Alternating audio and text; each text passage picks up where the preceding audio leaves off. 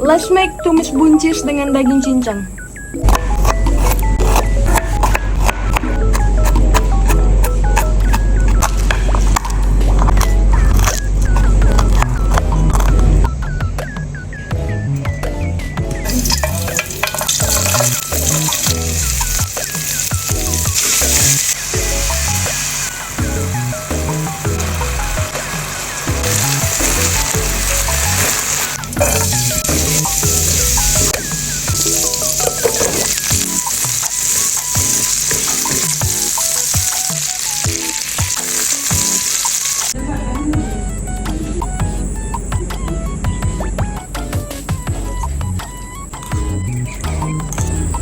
The cows are mooing because I'm eating their cousins.